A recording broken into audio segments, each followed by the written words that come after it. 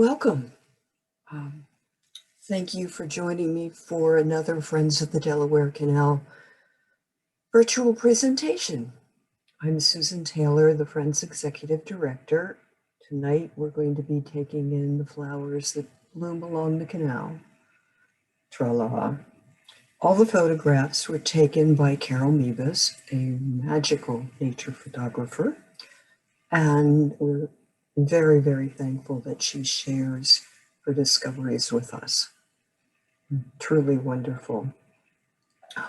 We're going to be using Zoom webinar, so if you have questions, you can put it into the Q&A, and that's preferable because chat I have to click around a little more, so Q&A would be a good thing to use. The Delaware Canal has endured for 189 years because it's beautiful.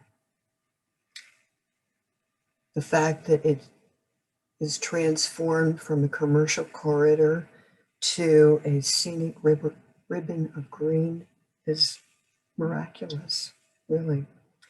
And it is a testament to the many people over the years who have had a passion for its well-being.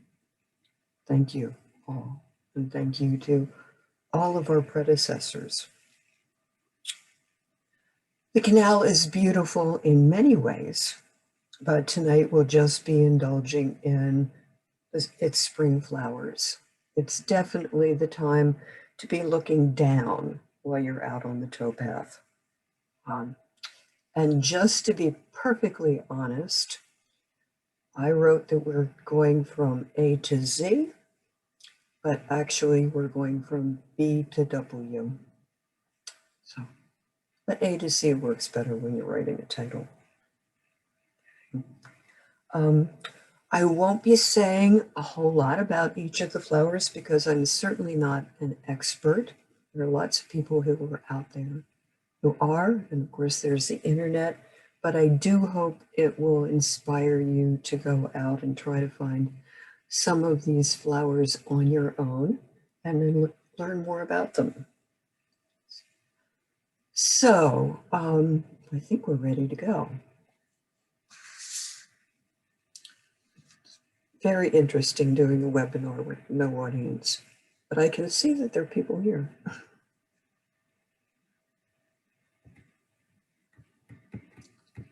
All right. All right. Okay, so it's not going to play nicely. We're going to start over. Sorry.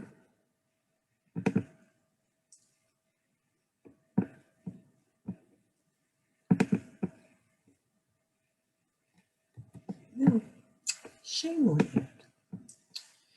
Here we go.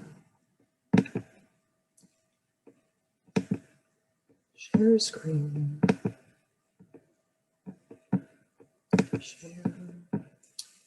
Slideshow from the beginning.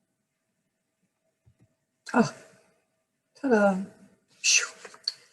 Okay, the first flower is bloodroot, and it is an ephemeral. Flowers that come out in the spring, bloom, don't have a long lifetime, and they're pretty much gone by the time the trees leaf out. I'm hoping there will be a really good stand of bloodroot along Taylorsville Road south of Route 532 this year. It's the best around that I know of. Bloodroot is just a lovely, delicate thing. And buttercups. Who likes butter? Who did the test of holding a buttercup under your chin and seeing whether it was yellow? Actually, I don't know anybody who doesn't like butter. Celandine poppies. Glorious flower, one of my favorite. A little hard to find. I'm going to check Q&A again. Okay, can I be a little louder? I will try to be a little louder. Thanks.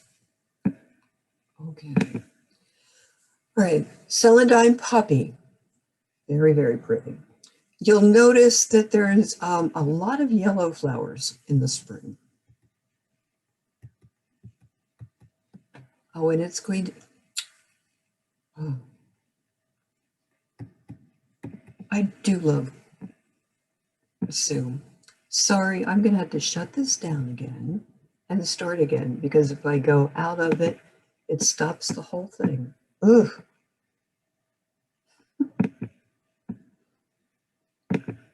So we're going to have to save questions and answers to the end because it's not playing nicely. Cherry blossoms.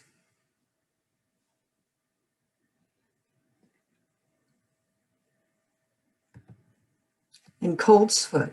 Coltsfoot is blooming right now. And a place that I know where it blooms is up by Wahituck Park, south of Easton. They look a little bit like dandelion, but they have a definite center, which a dandelion doesn't.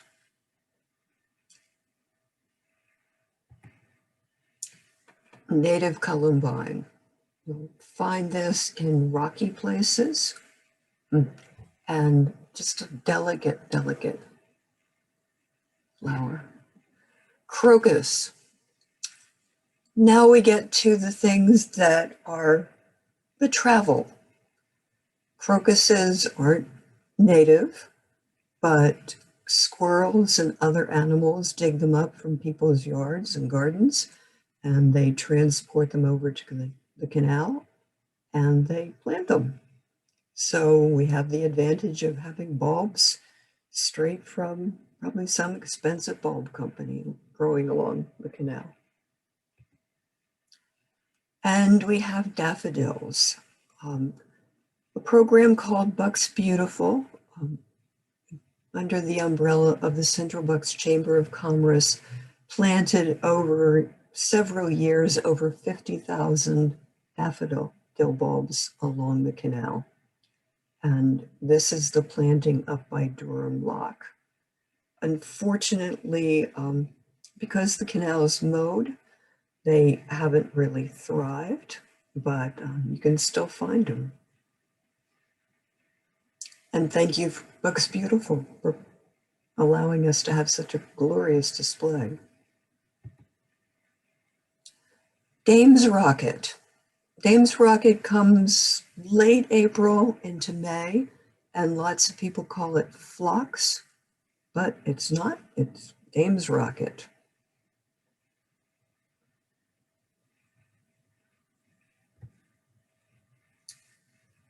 And dogwood.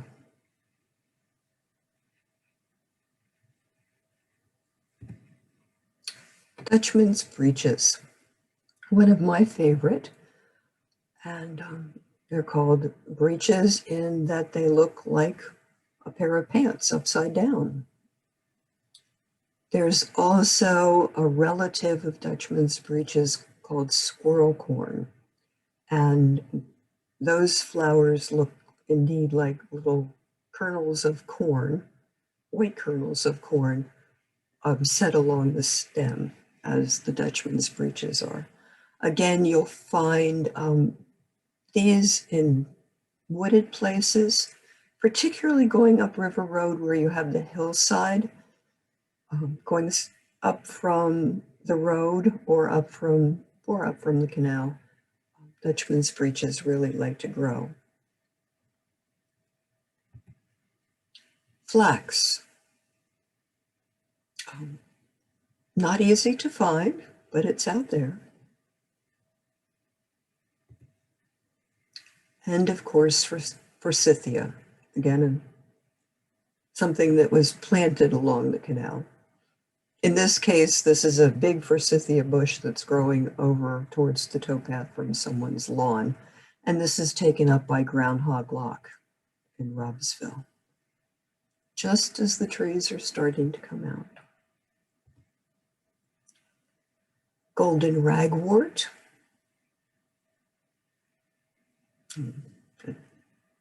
starburst sort of appearance. And golden Alexander. So a little bit like Queen Anne's lace. And as you can see, there is that yellow theme going on. Grape hyacinths, something brought in by the squirrels or whoever planted along the canal. Jack in the Pulpit. I love Jack in the Pulpit. And trying to get the laser pointer here. Okay, here's Jack standing in his pulpit.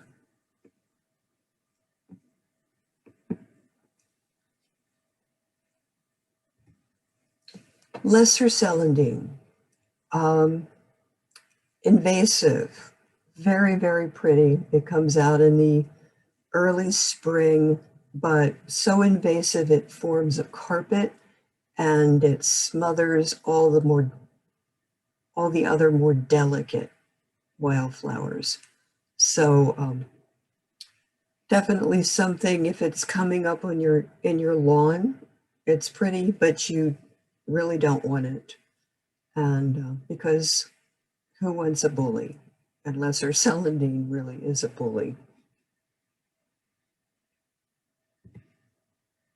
Magnolia trees. Magnolia generally like a climate that's a little warmer than our zone here in southeastern Pennsylvania. So often magnolias will start to bloom and then we'll have a cold snap and the blossoms freeze. And then instead of being that lovely lavender and white, they're brown.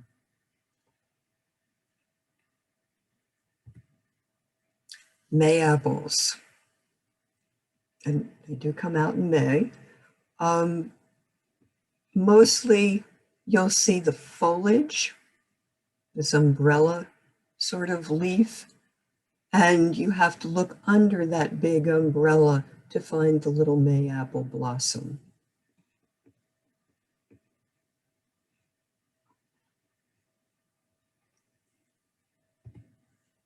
Mock orange, again, something that was transported over to the canal. Lovely and smell lovely. And that's a bush.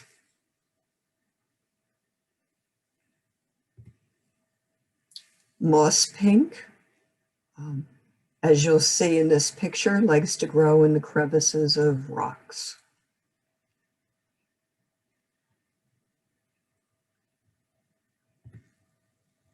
And pussy willow. What's more spring-like than pussy willow? And this particular pussy willow has decided it's going to bloom. Those little cat feet aren't the blossoms, these yellow things are.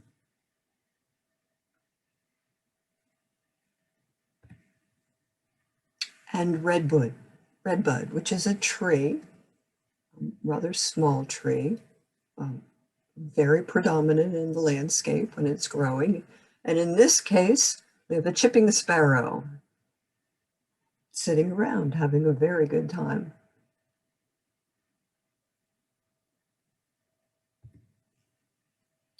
We have Scylla, again, a bulb that was transported over into the canal, onto the canal towpath or wherever by local critters. And snowdrops, again, a bulb transplanted.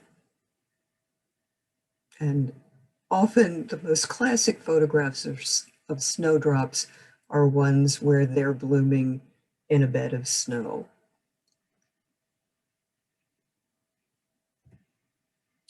Speedwell looks a lot like chickweed, and essentially a ground cover, but very definite veining in the blossom itself.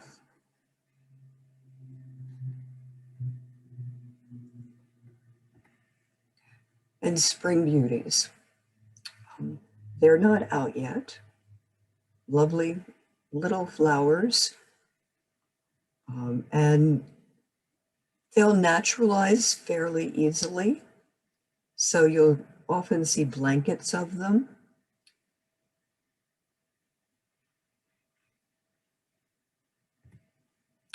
Star of Bethlehem. This is a later spring flower, and you have multiple blossoms coming out on a single stem.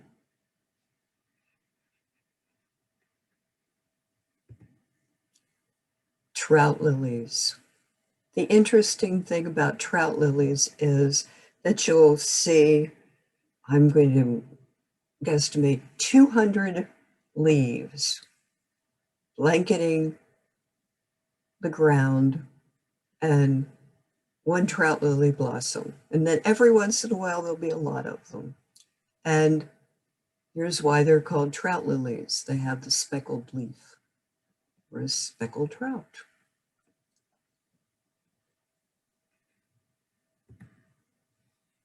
Tulip poplar. Tulip poplar tree is one of the large trees that you'll find along the towpath. And their blossoms in the spring resemble a tulip.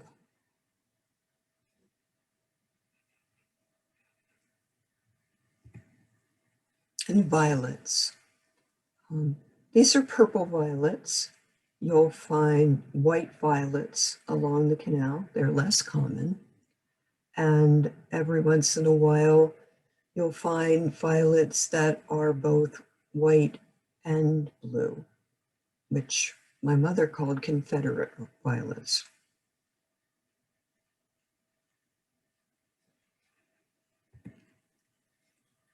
Virginia bluebells.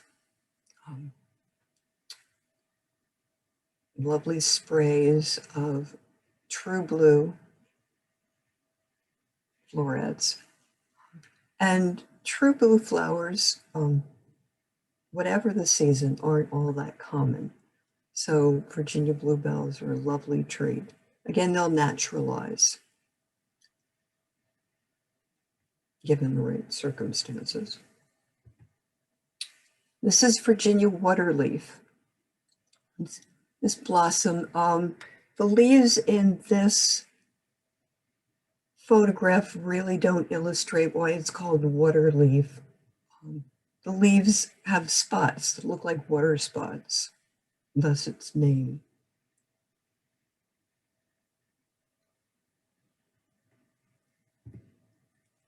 And wild ginger. You have a large leaf, and then down here, with an enlargement over here, is the little brown blossom.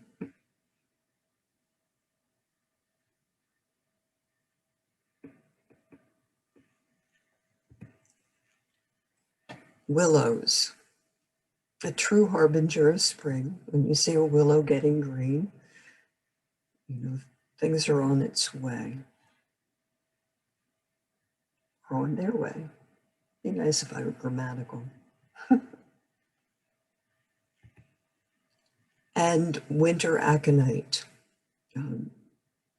Looks a little like that nasty lesser celandine. This is winter aconite, and it's perfectly fine. Lovely flower.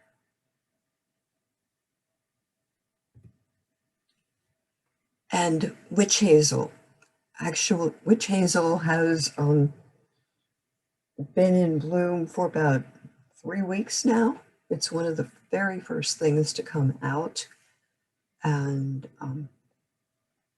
has, I think, a whiter shade plus this yellow shade, and then there's some hybrids that have been developed that make it more double and fuzzy looking. And here's where you can go to see a whole lot of wildflowers in one place. The Bowman's Hill Wildflower Preserve which is about 2 miles south of the town of New Hope. I'm sure many of you are familiar with it. It's on the other side of the Thompson-Neely section of Washington Crossing Historic Park. It's been a wildflower preserve since the 1930s, and it essentially follows the valley of the Pidcock Creek. So there are very memorable scenes.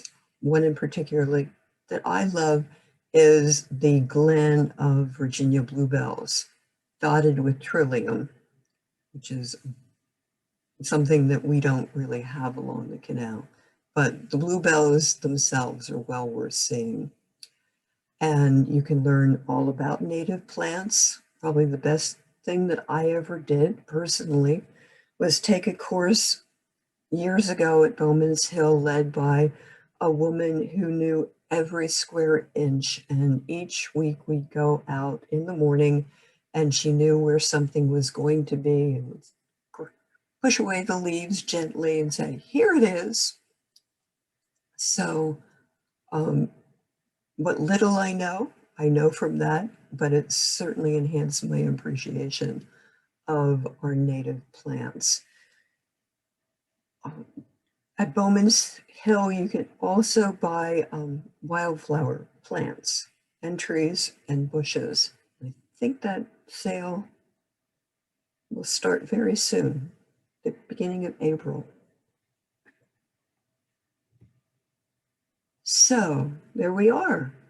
The flowers that bloom in the spring. Keep your eyes out for them. And if you have questions, just type them in, because now I don't have more slides and I won't have to start the slideshow over again. And if not, just enjoy.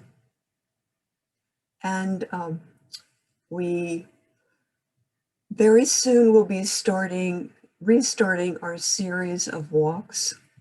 The prohibition has been lifted from having any public programs, so we'll be doing walks very soon. The first scheduled one is on April 19th, which starts at the Bowman's Hill, the I-95 parking ride, and going up the towpath to Lock 7.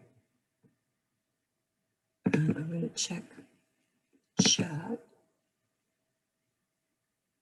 Okay. Thank you for appreciating my calm reaction to Zoom irritations. And also someone reminds us while you're out there looking for flowers to keep your ears open. The birds are singing and the peepers are peeping. Also, if you want to see more of Carol's pictures, birds, plants, animals, please visit our Facebook page, Friends of the Delaware Canal. And we have pictures, new pictures almost every day taken by Carol and Judy Grieger down in Washington Crossing, and then sometimes others. And people add pictures, so it's great. All right, we have more questions. This isn't available. I have to answer like this isn't available as a booklet right now. They're just photographs to enjoy, and there's a question on how to get rid of lesser celandine. You can dig it out. You can, of course, use chemicals, which isn't necessarily the best way to do it.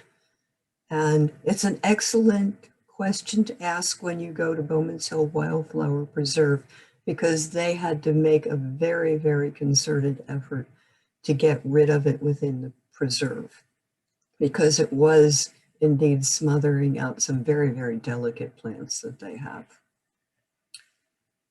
So, anybody else? Have I answered all the questions? Looking around here. Okay. All right. Oh, someone says, just walked today. It was beautiful. Peepers, bald eagles, snowdrops in Lumberville. So you get a little bit of everything these days. And please, if you love the canal, if you appreciate the experiences it gives you, become a member, because we're the people who have been among the people who've been keeping it around all these years, because it can be a tricky thing. So, good night. Thank you. Enjoy the evening, and do enjoy the Delaware Canal for its many, many virtues. And good night.